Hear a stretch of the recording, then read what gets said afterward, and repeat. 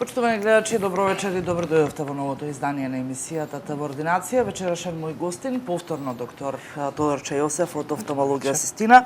Докторе, добро ни дојдовте повтор пат. Добро вечер. Во првата емисија навистина побудивме интерес кај гледачите, бидејќи долго време немавме офталмолог во емисијата, па така и граѓаните кои што сакаат да постават кратки прашања и консултации, не можеа, им беше ускратено тоа право, но еве не повторно во емисијата и вечер зборуваме за компликациите кои што може да ги донесе дијабетот врз видот на луѓето, односно очите. Кажете ми, дијабетот знае да направи многу проблеми на многу други органи во човечкиот организам, но знае да направи проблем и во очите. Што е она кое што најчесто го прави како проблем? Па, новиот начин на живот, нездрави навики, намалена физичка активност, генетика, меѓу другото, водат и до развој на дијабет. Системски настануваат проблеми, значи, по сите системи, сите органи, меѓу другото настануваат и во очиве. Значи, најчести компликации се дијабетична катаракта, потоа имаме дијабетична ретинопатија и макуларен дијабетичен едем, значи, кои што представуваат мощни сериозни проблеми, кои што ако не се третираат може да доведат до сериозно нарушување на видот, дури не дај Боже евентуално слепило. Значи тоа се едни од трите најбитни, најчести состојби кај кои што треба да се обране внимание.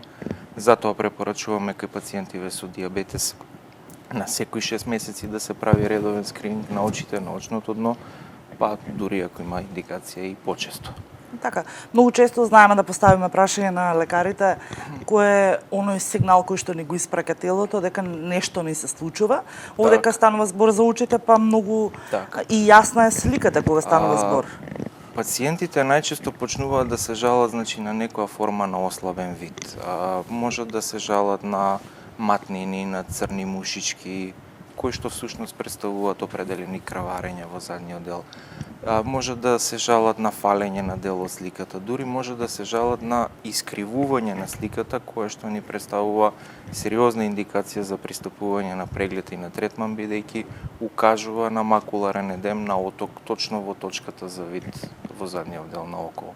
Така да било која форма на губење на квалитетов на видов тие го забележуваат и се проследуваат понатаму, сами се јавуваат на преглед. Нажалост, многу пати доаѓаат веќе во развиена форма, во потешка форма, која што бара поинтензивен третман и обранување на многу поголемо внимание и дисциплина после тоа. Така да, тие се главните тегови. Така. Едно од проблемите кои што ги спомнавте на самиот почеток, дијабетична ретинопатија, што всушност им представува? Дијабетот како состојба доведува, значи, до нарушување на циркулацијава во маливе крвни садови во около, доведува до една ситуација на зголемено ниво на масти, запушување на тие мали крвни садови, а воедно и пропуштање низ венскиот зид во очиве на слободни течности, значи и настанување на оток. Наредна фаза е создавање на патолошки крвни садови, кои што крвни садови ја немаат истава структура како што го има регуларниот крвен сад и многу често прскаат, пукаат и поради тоа настануваат крварења во задниот дел од около, кои што во зависност од интензитетот водат до определена сериозност и до намалување на видна острина. Така да, освен како микроангиопатија, нарушување на циркулацијава, самиот дијабет води до една невропатија, нарушување на нервиве во целиот организам, на функцијава на нервиве, меѓу што и во около. Така да, тоа е еден сплет од околности кој што сам по себе потоа доведува до определени компликации. Се алудира, значи, на водење поздрав живот.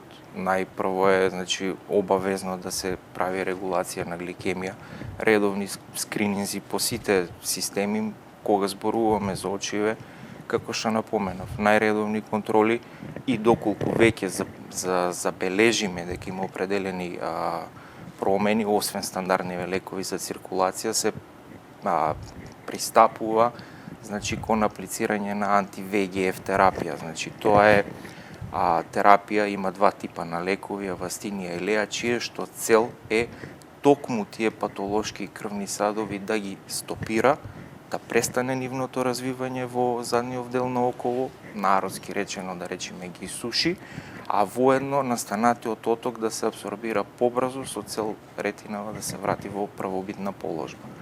И пациентите забележуваат значително подобрување веќе по една апликација или по две апликации, зависно од сериозноста, од тежината, од секој пациент си е во различна фаза од болеста, значи. Така да тоа е еден од главниве третмани и кај нас и насекаде во светот. Доаѓа кај определени случаеви, значи во обзири лазер фотокоагулација, кога во комбинација со анти-ВГФ, значи каде што имате лазерско ставање на печат и горење на тие крвни садови за да се спречи нивно растење, крварење. Така да тоа е еден комбиниран третман кој што бара постојано следење, обсервација и посветување внимание и од докторот спрема пациентот, а и пациентот да биде буквално дисциплиниран, значи во своите навики, режим, исхрана, медикаменти. Така, спомнуваме за третманот, се лекува. Да. Но меѓутоа диабетичарите кои симптоми конкретно за оваа диабетична ретинопатија треба да им даде сигнал дека станува збори? Најчест сигнал значи е или матнини во видново поле или искривување на слика. Или едноставно ќе дојде пациентот и ќе каже одеднаш ми се намали видот.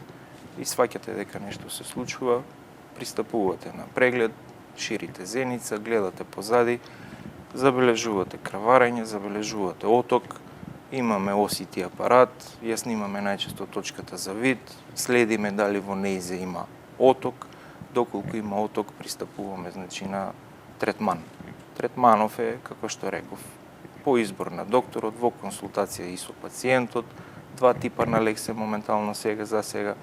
Значи апликацијава е буквално се прави во операциона сала, во асептична сала, трае неколку минути, воопшто не е болна, значи по пациентот се аплицира со локална анестезија во форма на капки.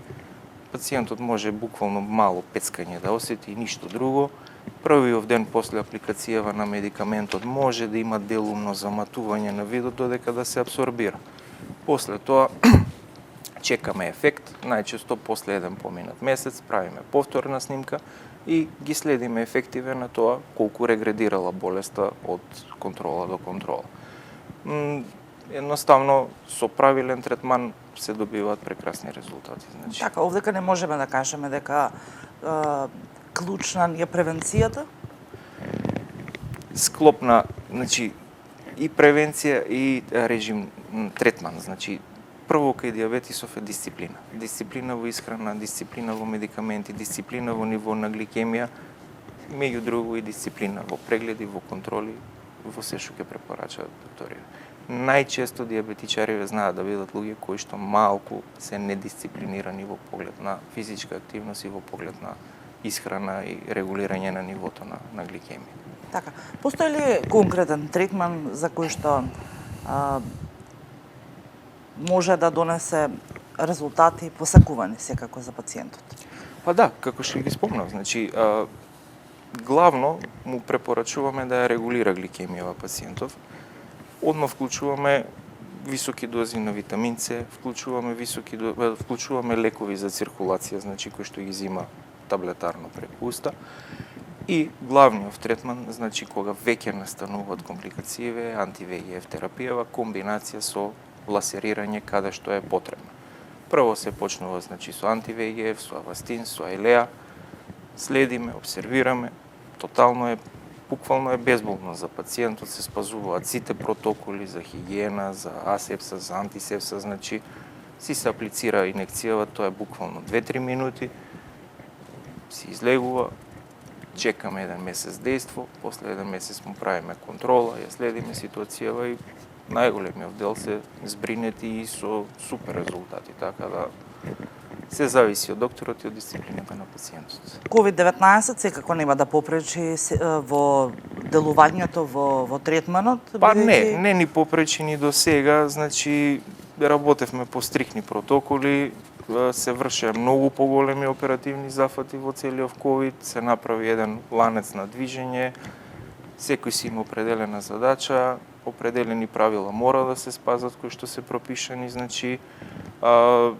Така да во поглед на анти-ВГФ терапија и во поглед на пациенти со дијабет скрининг воопшто немаме никакви пречки, се си тече најнормално, со сите мерки на предпазливо сега. Така, го спомнав COVID-19 и би сакала тука еден апел секако до гледачите да упатиме, бидејќи со COVID-19 не престанаа другите диагнози, не престанаа другите болести и другите... Да, нажалост, да. И секако навремената реакција и одењето на лекар значи навремено и успешно лекување за истите, без разлика дали станува збор за некое пореметување од областта на офталмологијата. Ковидов, нажалост, доведе до еден огромен застој во сите сфери, па и во медицинава, и многу луѓе ги едноставно испуштија, можеби и со причина, можеби од страв, многу од редовниве контроли.